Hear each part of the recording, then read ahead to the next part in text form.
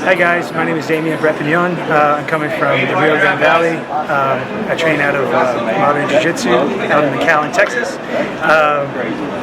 I'm here visiting Bristol because I'm here at work, working at the Domtar facility, the paper mill. So we're planning on doing a revamp construction project that's for 3 months. So while I'm out here, came to come train here at Bristol BJJ. I'm an active competitor, and so I'm looking for a good place to train.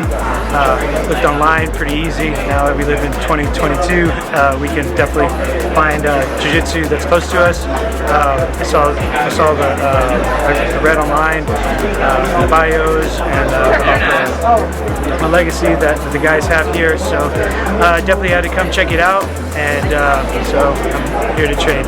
So when I first got into jiu-jitsu, I was looking to actually cage fight. I had no interest in doing wrestling or jiu-jitsu, but once I started class at my local MMA gym, we started doing jiu-jitsu, and I liked the training. It was very high intensity. I lost so much weight, and you know, that was my first love when I found out you could compete every month. You know, there was always something that was close by. So I started getting into competition because I was an ex-football player, so I had that hunger to get the adrenaline rush to fight. And you know, and there's nothing else like it, competing, and so that's how I first fell in love with it. I did suffer from what they call the blue belt blues. I was training at the MMA gym, and it got really not talking bad, but it did get a little repetitive. And because their main focus was fighting, it wasn't jiu-jitsu. And it wasn't until a long hiatus, maybe about 8 months, I traveled up to Beaumont, Texas, and where I actually met my professor now.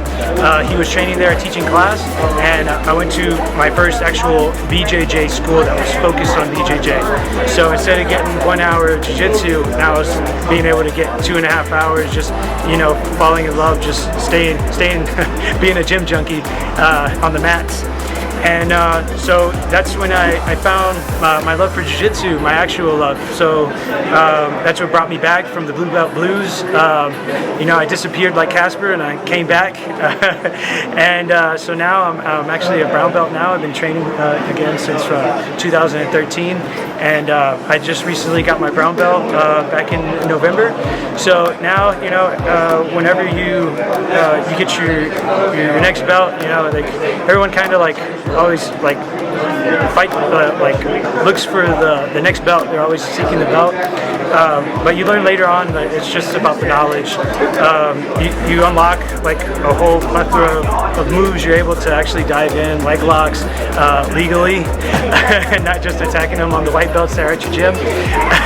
So you can actually do it in competition. So your game, you know, it changes throughout the years, and it's always about finding new stuff, you know, discovering new things, and always challenging yourself. And if you constantly do that, you'll never find yourself lost in jiu-jitsu. Just keep training. Training here is definitely a home away from home. There's a sea of talent here. You can choose anyone on the mats, and you're going to get yourself a good roll. As you can see, I'm pouring sweat.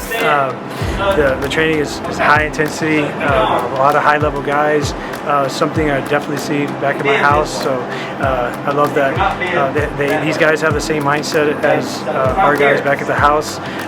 It's all about competing, training hard, no excuses, and just keep going. No pujada.